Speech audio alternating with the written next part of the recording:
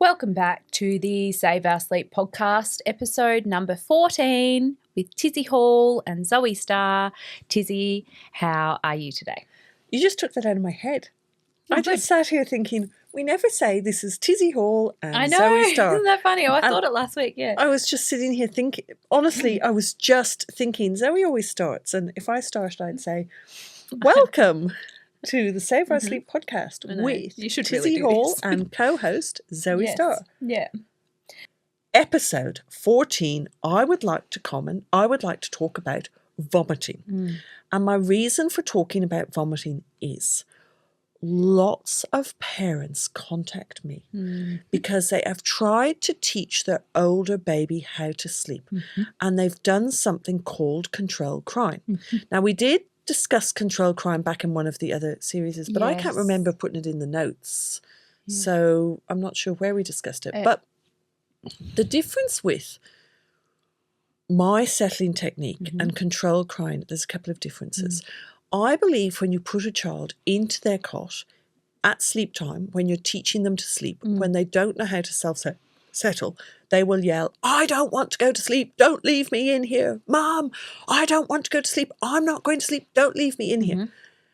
And when you do the control crying type of thing, I believe that the cry starts off like that. So with my approach, it starts off with yelling, I don't want to go to sleep. Don't leave me in here. I'm not going to go to sleep. I'm not going to sleep. Come and get me. I'm not going to go to sleep. And they're a bit cross and angry and yelling. And it's a cry. It's called a yell, a protesting cry. With my approach, well, first of all, with my approach, you do the lay down approach. So if they're standing up, because we're talking about an older baby, we're talking about a 1-year-old or a 16, 17 month, standing child, yeah? Yes. So they stand up, you lay them down. They stand up, you lay them down. So you go in and you say, it's time for bed. You talk to them. You say to them, things are going to change. I've read Tizzie's book. Tizzie said, I need to put you to bed and you need to teach yourself how to sleep. You cannot underestimate how much children understand. They understand. They understand, okay? They really do. Okay? Yes, and until you try it, it will blow your mind. I want to be sponsored by Netflix for these series. I've been thinking about who I want to sponsor us. Because people have been asking if they can sponsor us, like different companies. Yes. And there's always a reason not to, like landfill or this or that. But I just think, not Netflix, but Netflix, a documentary called Babies. Come on board with us because it's really good. It's modern research. By the way, I have been measuring Killian and Kieran once a week. Oh, good on you. And they want to know how we're going to take it to the new house, but we're going to see. Yes, it's really interesting. Oh, Otto's had growing pains in his legs and I'm absolutely kicking myself. I wonder if they'll measure at the same time. Measure him now. Have you measured him today? No, but I'm so slack with this sort of stuff. I just don't remember to do things every day. But I wonder if they'll grow the same. I know. On the same day. Can you come into my house and measure them once a day, please? You see, who stayed in hospital longer? Otto. Otto will have had more sleep than Sid. So I wonder whether he's taller. Who's taller? No, they're like spot on. Sid's slightly bigger. He's always been like a little bit chunkier. But so anyway. Yeah, we want to know. Same height. We want to know. Okay. Yeah, interesting. So Babies, Netflix if you're listening. So with my approach, you lay them down, they stand up, you lay them down. So you talk to them first. You've also ticked off all the things, the holistic things. So it's the holistic approach. You know that baby is not hungry. You know that baby is tired, not overtired, not undertired. Baby's warm, not hot, not cold, and baby's secure with all the blankets on, feels like a cuddle, and you have ticked off all of these things before you are putting your baby down and expecting them to resettle. And you've had that to settle. Yep. You've had that conversation. This is what's happening tonight. Yeah, and I think with older babies, I think it's better to start around about 7 o'clock at night. It probably is, you know. Okay. So let's, Yes. And also, if you've been trying a different settling technique, just stop it. Yes. Like, don't be doing this, they're crying, and you're trying to settle them, and then you're going in, and then you do a whole week of no trying to settle them. So before you start the Save Our Sleep approach, do a whole week of nothing. Do a week of breastfeeding them to sleep, or rocking them to sleep, or patting them to sleep, or driving them in the car to sleep. Like just driving them in the car to sleep is really not a good idea because you might fall asleep at the wheel. So, you got to transfer. Yes. No, you might fall asleep at the wheel. I have had clients who've hit kangaroos who've fallen asleep at the wheel because they're so tired. I mean, hitting a kangaroo isn't because they're tired. But I just remember a client in Diamond Creek or something that's in where my mum grew up. South Australia. Is it? No, Victoria, Diamond Creek. There might be another one in South Oz. Maybe I made up the You name. might have. Anyhow, maybe you fly to South Australia and then you drive to there. Would the airport be near there? Don't know. No. Maybe you go across the border. Don't know. Okay. Anyhow, so I remember them hitting a kangaroo because they're out driving in the middle of the night trying to get their baby to sleep. So, and I'd love to go back and help them with the bedding because we didn't use the bedding back then. And, so we live and we learn. You've done everything. You've talked to your baby. You've had a week off of all settling. But my approach, they stand in the cot, you lie them down, they stand in the cot, you lie them, depending on their age, depending on this, you do it for a certain amount of time.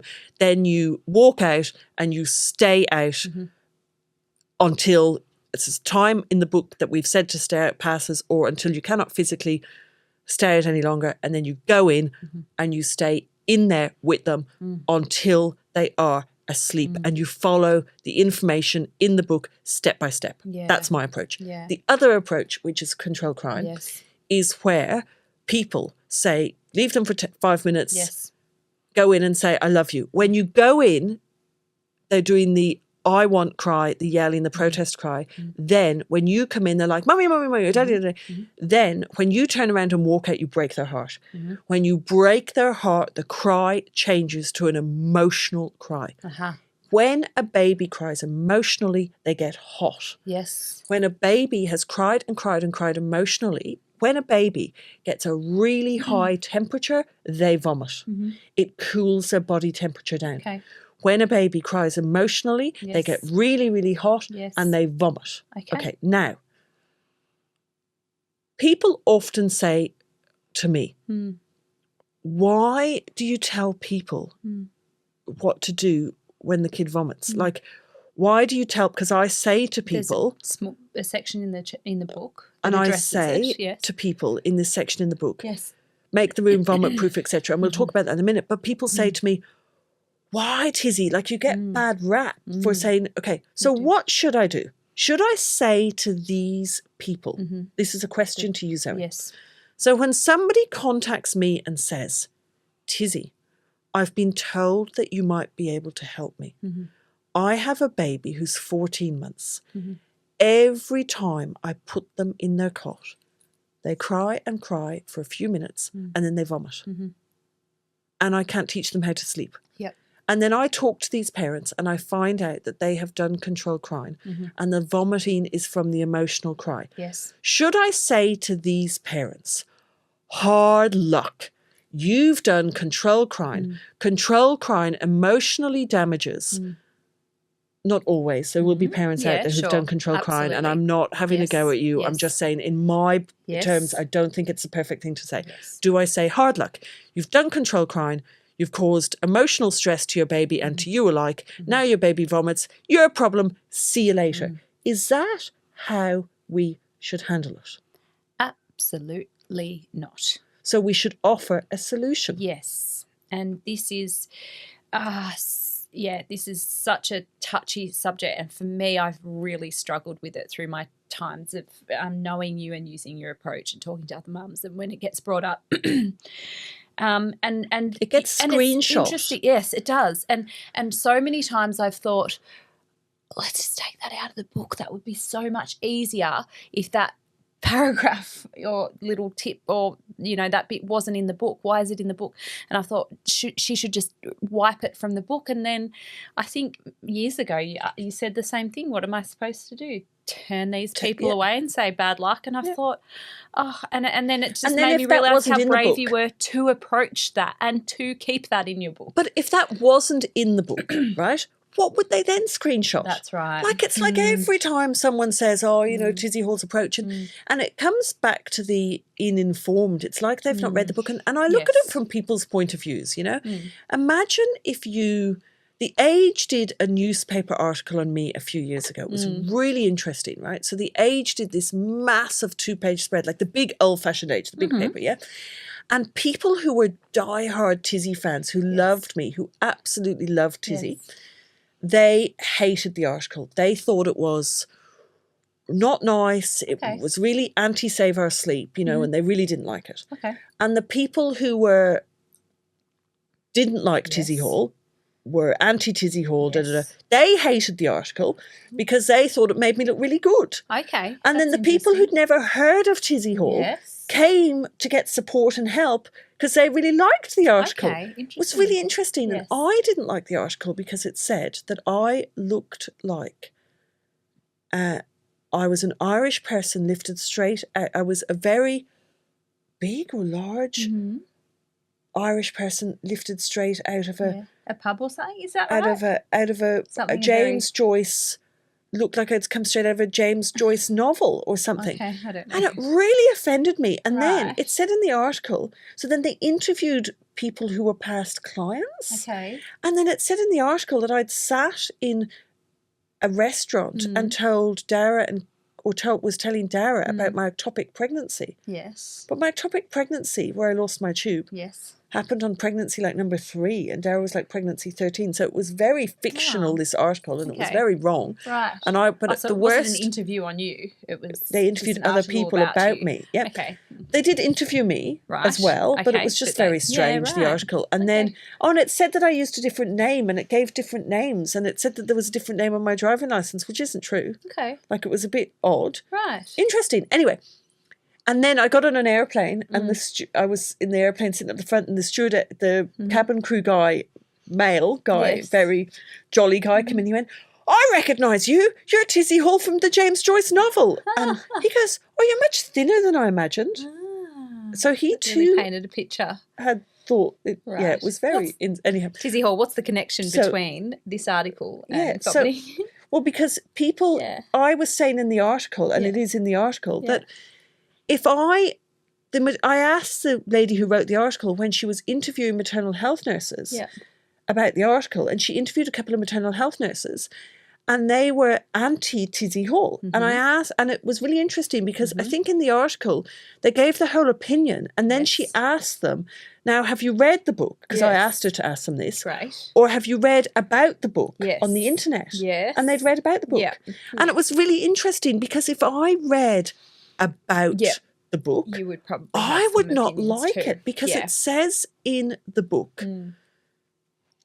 because on the internet it says that I say, if your sick child vomits, ignore them. I know. I don't say that. And it yes. says, if your child poos, Yes. on the internet it Yes. says, Tizzie Hall says, if your child poos, Yes. leave them, don't worry about changing it. A little Oh. bit of poo won't do any harm between now and the morning. Oh. Well, we're not talking about a 6. So that snippet is screenshot and put Right. on the internet. Yes. And so's the vomiting Yes. snippet. But we're not talking about a 2-week-old or a 4-week-old baby. If a 2-week-old baby poos, then you change their nappy. If you left them in it, it would burn their Yes. bottom. Of course it would. Like, it's really Yes. bad. And Yes. we're talking about if a 2.5-year-old is going to bed and saying, "Mom, I've pooed." And you go up and you change the poo. Okay. And then, "Mom, I've pooed." And then they're pooing like a do they rabbit do this? size pebble, Right. Yes. just because they know if they poo, you'll come Oh, and my change them. goodness, And then I right. say, "Go in, Yes. don't turn the lights on, Yes. don't make eye contact, Okay. don't talk to them, All right. change their nappy." Yes. Like a little bit of poo, Yes. meaning if they've done a rabbit-sized pebble And of this poo, is a behaviour that you've seen. and it's a hard poo, Right. Yes. and it's not like an explosion baby breastfeeding poo, Yes. a tiny bit of brown. Like, if you picture it, yeah, if you got up in the middle of the night to poo and you're on holidays with Luke, let's say when you were dating, let's say Right. rewind back to when you were dating, and you're a bit, maybe you wouldn't have shared a bedroom, that's probably a bad example. But if you were in an early relationship and maybe Yes. you shared a bedroom with somebody and you Yes. didn't know them that well, Yes. and you got up in the middle of the night and you did a poo, Ah, yes. and you didn't want to put the light on because you didn't want to wake them. Right. Yeah? Yes. You're not going to worry about if you don't wipe your bum properly. A little bit of poo isn't going to do any harm. Right, yeah, Normally when you sure. wipe your bum, Yeah. you've got lights on, you sort Yeah, of, I don't know how you wipe your yeah, bum. I get But you've got what the you're paper saying. and you wipe your Right. bum and you check You it. assume it's all You good. should check. That's what I tell my boys anyhow. Yeah, you wipe check it, until you it's wipe clear. it till it's Yeah. clean. Is that how you wipe your bum? Yeah. Okay. If you can't put a light Lights on, Yes. or if there was a power cut, You go with it. Okay. you wipe as best as you can. Okay, that's what we're talking about. Okay. So, what do we tell them? Hard luck, go away. I know. And so I want to ask you a question. of all your years being the author of Save Our Sleep and your client feedback, etc., has there ever been a Save Our Sleep baby that has vomited as a result of your self-settling Not that I know advice? of. No. Well, I've you're in the never seen support it. group. Have you ever seen it? I have not seen it in the 4 years that I've been in the support group. So this advice is for people who have not followed Yes. the Save Our Sleep advice, and they're coming to you because their baby is vomiting as a result of a different technique. Yes. Thank you for clearing that up. Yes. Because I think that it's as simple as that. The Save Our Sleep babies we've never seen this behaviour. It's and you're offering this solution. But it goes and totally kind of changing off topic, but it Yes. goes back to babies are really, really clever. They are so So clever. these babies who someone is trying to control crime with are crying because they don't want to go to sleep, and they're Yes. crying because they don't want to go to sleep, and then they get so hot and then they vomit, and mum and dad run in and they go, okay, And then, so I need to vomit to get mum and dad to run that's what in. they've learnt, yes. Okay? Yes. Let me give you a really weird example of a baby, okay. right? I got asked to go out to a house where there were triplets. Mm-hmm. Yeah. Mm-hmm. And this baby kept holding its breath. Uh-huh. I'm trying to remember exactly what happened, but they couldn't work out why the baby kept holding its breath. Or it kept coughing and holding its breath. Okay. And there was about 6 children in the household, and they had tried everything. They had tried everything medically. They had tried everything. They had tried, been to every doctor, been to every pediatrician. They couldn't work out what was wrong with this baby. And this baby just kept holding its breath. Right. It would cough. At random times. A cough and hold its breath. Right. And they just couldn't work out if there was what the problem was. Well, I went there and worked out really, really quickly that the baby was left to its own device. Yes.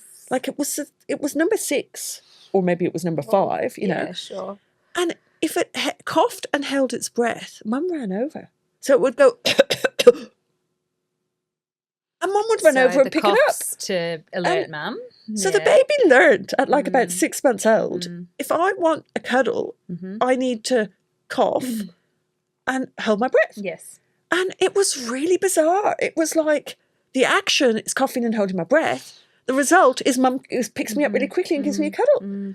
Of course the baby was doing it. Yes. Of course the baby was doing it. And then it comes down to like, also, you know, mums, I know we're going off subject, but it helps people. I remember people say to me, you know, their babies constantly ran their legs like they're they've got a toddler and they've got a new baby, and their toddlers constantly ran their legs and it's pulling at the legs. And yes, in the ideal world, if your toddler is pulling at your legs and wants you to hold them and wants you to pick them up and is really, really clingy, in the ideal world, give your toddler some attention, sit down, give your toddler. But if you can't, because you've now got twins, you've got this, you've got that, and it's driving you insane and you don't know what to do. Yes. The action is the child round your legs pulling at you and crying and pulling and pulling and pulling. The consequence is, so the baby does that, toddler does that, and the consequence is you picking them up and giving them a cuddle. Yes. That's in the ideal world. Yeah. But if it's driving you insane as a mum and you're finding that you're getting really upset, you're getting really angry with your child, because if you're sleep deprived, you've got a new baby in this particular set of circumstances. The mum had twins. She was up all night with twins because she was following the Save Our Sleep routine, but she still had to get up every 3 hours. Yeah. At first. Yeah. Then she had this, I said to her, we'll change the consequence. So when the toddler comes over and starts pulling at your legs and crying and whinging, immediately say, oh, you're asking mum to go in the porta cot. Take them over, put them in the porta cot. Every time they do it, take them over, put them in the porta cot. Yeah. And then they think, oh God, mum's really stupid. Every time I do that, she puts me in the, I'm going to stop doing that. You know? But then give them the extra attention. Like you really need to give them the attention. Like then, you know, then at another occasion when they're just playing with their toys, go over and go, oh, hi, Sid, you've been very good playing with your toys. And try really hard to give them extra attention and try to make them feel safe and secure. But so with these babies, the action is vomiting. The consequence is mum and dad run into the room. Yes. Right? So how do we fix it? We fix it by setting up a second cot. So you can either rent a cot, or you can have a porta cot, or you can borrow a cot. The cot that you put them in, I say to put loads of towels and everything down, so that when they vomit, you can walk in, babies are very good at vomiting out, not getting it on them. When it's a planned vomit, they're very good at not really getting it on them. So most of these babies will just vomit out of the cot, or vomit onto the mattress, or vomit over the bars, So go in, and if you have to change their clothes, do, but with as little eye contact as possible. You go in, you get them out of the cot, you get them out of the cot, you change them if you have to, or if they haven't got the vomit on them, you just get them out of the cot, put them into the porta cot or the second cot, and deal with their cot, lift up all the vomit and things, and walk back out again. Do not give them the attention. Now, I've just said you break the rules where once you go in, you stay in, but this is a different child. This is a child who has learnt to vomit to get you in there, no fault of their own, right? Then, once you've cured that vomiting, because they now realise, well, there's no point vomiting yet, then you're going to teach them how to settle. So after a couple of days of not reacting to the vomiting, they will then stop the vomiting. Then do what I said. Give it a couple of days of really getting them to sleep any way you can. So whether you put them in the cot and you stay in there with them, even after the vomit, if you then stay in the room with them, if you choose to, and help them settle to sleep in the other cot. But you give them no eye contact, you don't make a fuss of the actual vomiting. So I would, after they vomit, walk out, so they realise you're not giving them attention for vomiting. And then if you decide to come back in and stay with them till they go to sleep, right? After you've got rid of the vomiting, which will stop after a day or two, you then talk to them. This is what we're going to do. You help them to go to sleep. So whether you put them in the cot and you stay with them, or whether you put them in the pram and walk them to sleep, or whether you rock them to sleep, whatever. Then after a few days of that, you start the Save Our Sleep technique of the lay down approach. That is how you fix the vomiting. So that, so that's the difference with control crying. My approach is the lay down approach. It's all based on timing. I think someone asked a couple of weeks ago where I got the timing from. I got that from watching babies. For some reason, sort of the 10-month to a year-old timing is they will yell for 46. Oh, there's my yawn. They will yell for 46 minutes exactly and then they'll stop. And then we talked about the fact that it's really hard because in this age group, sometimes they just stand there and then sometimes they fall asleep in the folding position. But that is the topic of vomiting. Is that I like that. Can I add? Something that is just a simple piece from the book that I don't believe we've heard from your mouth yet, comparing the two different styles of controlled crying versus the Save Our Sleep self-settling. The big difference is that with controlled crying, you're coming in and out of the baby's room at certain you're teasing them. Times. And so your baby doesn't understand that it's going to be 6 minutes this time and next time it's going to be 7 minutes and then eventually it might be none. I don't know because I've never, tried it before. But you once said to me, it's really mean. And I thought it is so mean because they don't know that you're going to come in for a certain amount of minutes and then you'll be out for a certain amount of minutes. The difference with the Save Our Sleep self-settling is that you have all your baby's needs met. You've explained what's going to happen. You've then followed through. We all know how important it is that when you've set a goal or whatever it might be, that you follow through as a parent, because that is what builds trust between your baby and you. So you've told your baby, I'm not going to help you to sleep tonight. Your comforter is here to help you to sleep. I'm not going to help you sleep. I'm going to say goodnight to you now and you're going to go to sleep by yourself, and you leave them to go to sleep by themselves. If that 46 minutes or whatever it is has lapsed, you then stay in with your baby until they're asleep. And it's teasing them, going in and out and in and out. It's teasing them. It's teasing them, and it's teaching them to cry for a certain amount of time, and you'll come in and you're actually, it's like training for a marathon.